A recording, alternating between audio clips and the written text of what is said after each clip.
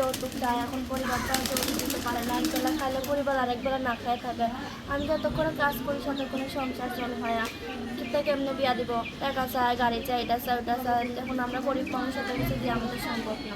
দেখুন হ্যাঁ, যে আমাকে যৌতুক ছাড়া বিয়ে করতে চাবে, আমার পাশে থাকবে, দায়িত্ব নেবে, 2 বেলা 2 মুঠো ডাল ভাত খাওয়াবে, 5 ওয়াক্ত নামাজের তৌফিক দিব, এমন মানুষ পেলে আমি বিয়ে শাদী বসবো। সংসারের কাজকর্ম রান্নাবান্না সব কিছু পারেন? হ্যাঁ ভাইয়া, সব কিছুই পারি। দর্শক আসসালামু আলাইকুম। দেশ ও প্রবাসে যে যেখানে আছেন আপনাদের প্রত্যেককেই শুভেচ্ছা জানাচ্ছে। আজকে নতুন একটি প্রতিবেদন দেখতেই পারছেন, আমার সামনে একটি আপু আসছে। আপুটা দেখতে শুনতে অনেকটাই সুন্দর। আসলে কেন আসছে প্রতিবেদনে বা কী বলতে চাই, চলুন কথা বলেই জানার চেষ্টা করি।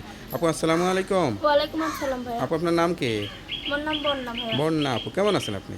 এই তো ভাই, আলহামদুলিল্লাহ ভালো। ভালো আছেন? আপনার বাড়ি কোথায়? আমার বাড়ি ঢাকা হেমাদপুর। পরিবারে কে কে আছে? পরিবারে পরিবারে আম্মু আছে। আপনি কি করেন? আমি বাসা বাড়িতে কাজ করি। বাসা বাড়িতে কাজ করেন? বয়স কত আপনার? 19।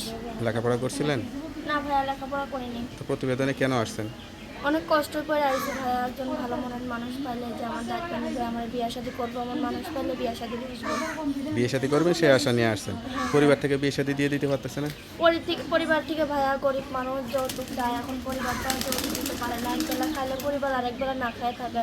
আমি যতক্ষণে কাজ করি ততক্ষণে সংসার চলে ভাইয়া, কিন্তু কেমনে বিয়া দিব, টাকা চায়, গাড়ি চায়, এটা চায়, ওটা চায়। এখন আমরা গরিব মানুষ, এত কিছু দিয়ে আমাদের সম্ভব না। দেখুন হ্যাঁ, যে আমাকে যৌতুক ছাড়া বিয়ে করতে চাবে, আমার পাশে থাকবে, দায়িত্ব নেবে, 2 বেলা 2 মুঠো ডাল ভাত খাওয়াবে, 5 ওয়াক্ত নামাজের তৌফিক দিব, এমন মানুষ পেলে আমি বিয়ে শাদী বসবো। সংসারের কাজকর্ম রান্নাবান্না সব কিছু পারেন? হ্যাঁ ভাইয়া, সব কিছুই পারি। আচ্ছা আচ্ছা। তা নিজের কাছে কেমন লাগতেছে, নিজের বিয়ের জন্য নিজে আসছেন? খুব খারাপ লাগে ভাই, এখন খারাপ লাগলেও গরিব গরিব মানুষের আর ওইসব কিছু হয় না। আচ্ছা আচ্ছা। তো এখন পরিবার থেকে তো বিয়ে দিতে পারতেছে না, তাই তো? হ্যাঁ। জায়গা জমি টমি আছে আপনাদের? না ভাইয়া, জায়গা জমি নেই, ছোটকালে বাবা বিয়ে করে চলে গেছে। আচ্ছা। আর মাটা থাকে বুড়া মানুষ, মা তো আচ্ছা, কাজ কাম আচ্ছা। করতে পারে না, আমি আচ্ছা। কাজ কাম করে সংসার চলে কোনো মতো। লেখাপড়া তো করা হয়নি? না ভাইয়া, লেখাপড়া করে না, লেখাপড়া করে অনেক শখ, কিন্তু গরিব মানুষ খাইতেই পাই না, লেখাপড়া করবো কিভাবে? তো এখন বিয়ে শাদী হবে, বাচ্চা কাচ্চা হবে, তাদেরকে লেখাপড়া শিখে মানুষের মতো মানুষ করবেন। ভাই, এখন তাহলে আপনার মনের কষ্টটাও দূর হবে, আপনার মনে আশাটা বাচ্চাদের দিয়ে পূরণ করাবেন, তাই তো? গান টান গাইতে পারেন? না ভাইয়া, আমি জানি না। নাচ টাচ করতে পারেন না? যাক, তা আপনার সঙ্গে কীভাবে যোগাযোগ করবে? আমার ফোন নাম্বার আছে। নাম্বারটা মুখস্থ আছে? না। তো নাম্বারটা আমার কাছে দেন, আমি দেখে বলে দিই। কেউ যদি অসহায় সুন্দরী আপুটির সঙ্গে যোগাযোগ করে বিয়ে শাদী করতে চান, এই নাম্বারে যোগাযোগ করবেন। আপুর নাম্বারটি হচ্ছে 013199078222।